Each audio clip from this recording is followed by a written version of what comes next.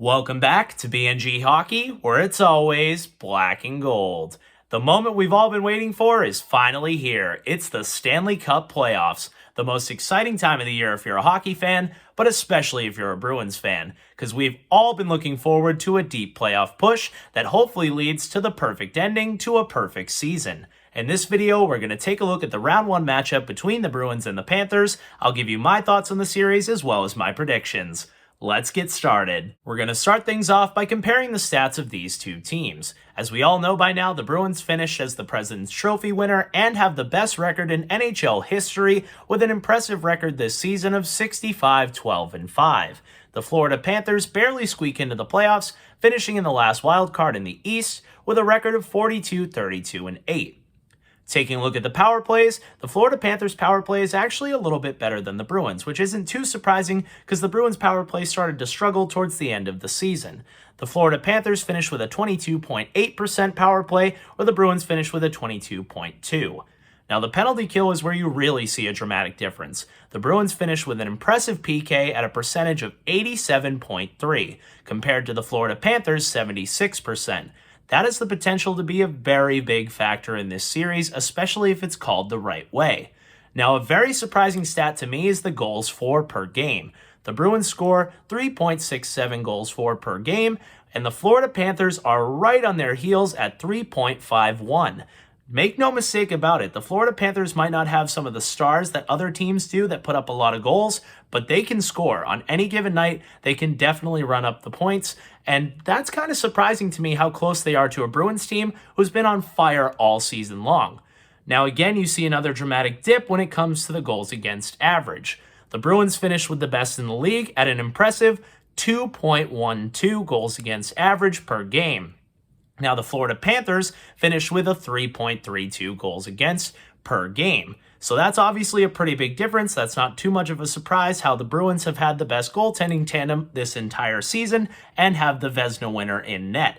But that's also going to be a pretty big factor because even though the teams score at the same rate, the Bruins should hopefully let in a lot less than the Panthers do over a 7-game series. And obviously in hockey, in any sport for that matter, if you let in less points than the other team, you win the game. Now we're going to get into some of the biggest factors in this series. In most series, it's goaltending, and in this one, it will be once again. Lately, the Florida Panthers have been going with Alex Lyon, who some of you might not even heard of. But be careful when you say that kind of stuff, because I was feeling good about the Bruins taking on Antti Raanta last season, and look how that went. And I'm not even going to talk about Jordan Binnington. So really, the name doesn't matter as much as it does the play. Now, Lyon's record this season isn't anything too crazy. He's 9-4-2, but it's his current numbers that are so much better than Sergei Bobrovsky that's the reason he's in net. Lyon has a goals against average of 2.89 and a save percentage of .914, compared to Bobrovsky's goals against average of 3.07 and a save percentage of .901.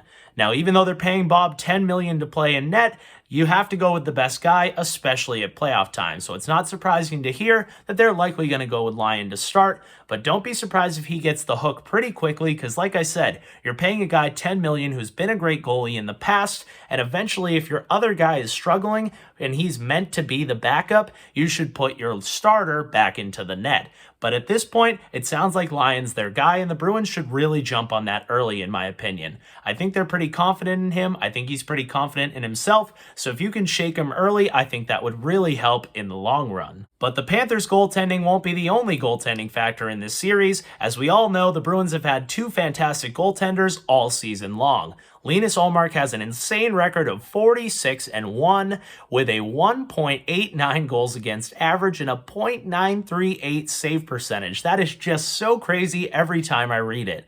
Now, unfortunately, it does sound like Ullmark might be dealing with some little injuries and also might be under the weather, so we'll see how that goes. At the time I'm making this video, it hasn't been confirmed if he's going to be out or not, but Jeremy Swayman is also a great option for the Bruins. It's kind of crazy to think that with a record of 24-6-4 and an impressive goals against average of 2.27 and a save percentage of .920, he still has better numbers than both of the Panthers goaltenders. So even if you're getting uncomfortable thinking about the fact that Swayman's going to be the starter over Ullmark, remember that the Bruins would technically still have the better of the goaltenders, even if Jeremy Swayman becomes your starter. Don't be surprised to see them play both in this series, especially if Ullmark is dealing with some injuries. I did hear that Swayman might also be sick, but it's playoff time. So if you have some sniffles or a little stomach bug going on, but you can play, you got to get out there, because we know that hockey players especially put all of that to the side so they can win.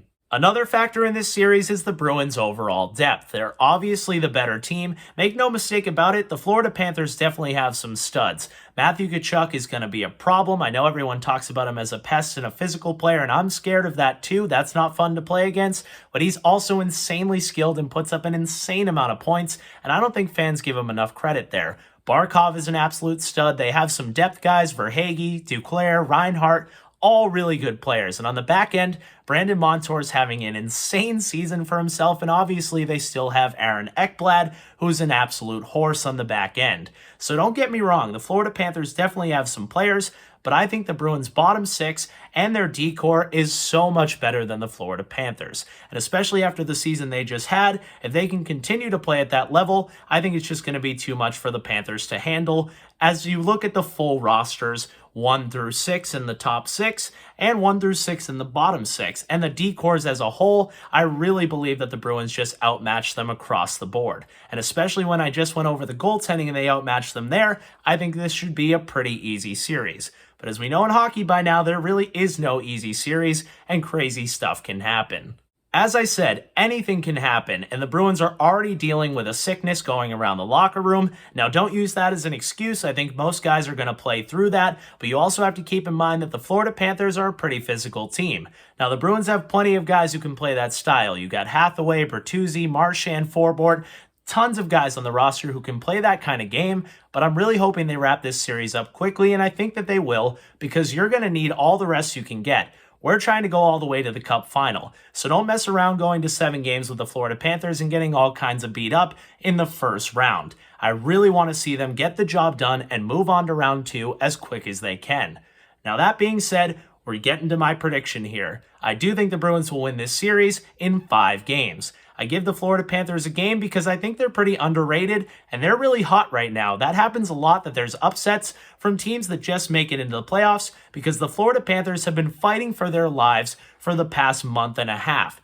The Bruins were basically already going to win the Stanley Cup at the end of November if you ask them and you ask most teams. Now, luckily, the Bruins have the right mentality, and they kind of threw out the regular season, and they're fresh starting here, and I think they are on a mission. So they're locked in as well, but the Florida Panthers have never played better than they are right now, and they're coming into the playoffs as one of the hottest teams. And remember that just last season, they won the President's Trophy, and they didn't win the Cup. So they definitely are reminded of that and probably using that as motivation as well. So make no mistake about it, this isn't going to be a cakewalk, but I think the Bruins are obviously the better team and really need to get the job done if they're a serious contender. Let me know your thoughts. How do you think this series will go? Do you think the Bruins will continue to dominate, take care of the Panthers, and go on a deep playoff run? Leave all that down below. If you're fired up for Bruins playoff hockey, make sure to give this video a big like, and if you haven't already, subscribe.